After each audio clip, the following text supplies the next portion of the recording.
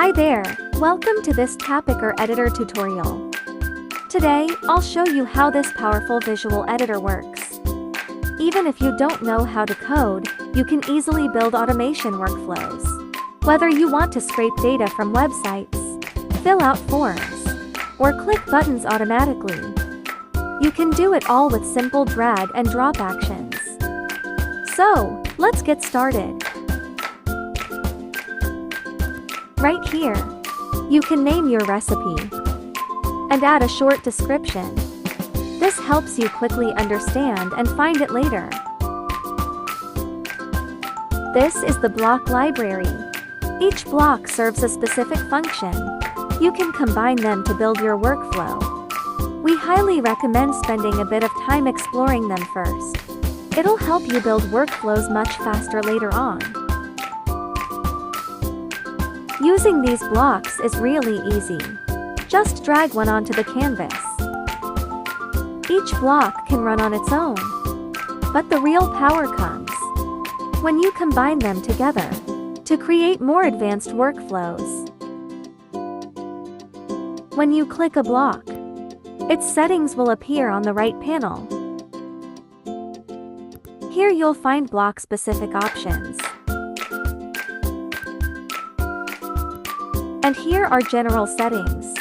You can set a fixed waiting time or a random delay range. You can also define what happens on error. By default, it continues silently. Each block has its own configuration. Not sure how to use one? Just click here to open the documentation. Sometimes you might want to rearrange blocks. Hover over this area.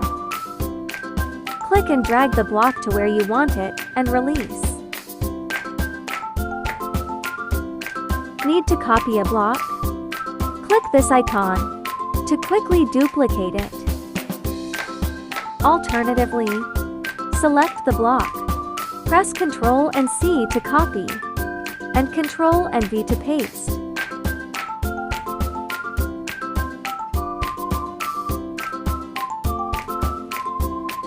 You can also select a block and paste it right below. To delete a block you don't need, just click this trash icon.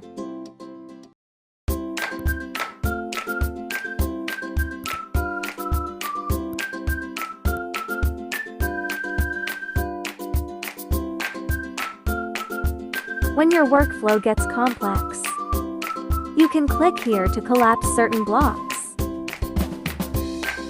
Click again to expand them back.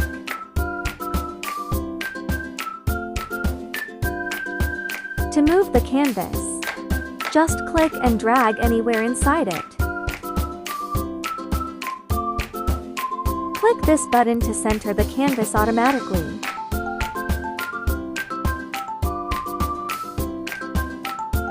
To zoom in on the canvas, hold the Control key and scroll with your mouse wheel. You can also use these zoom buttons here.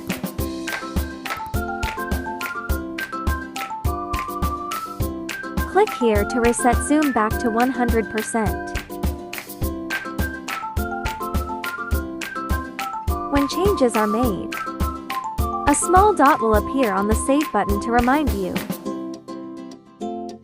Don't forget to save often to avoid losing your work.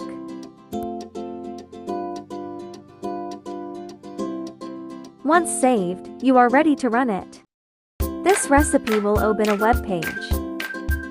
Then automatically close it after 3 seconds.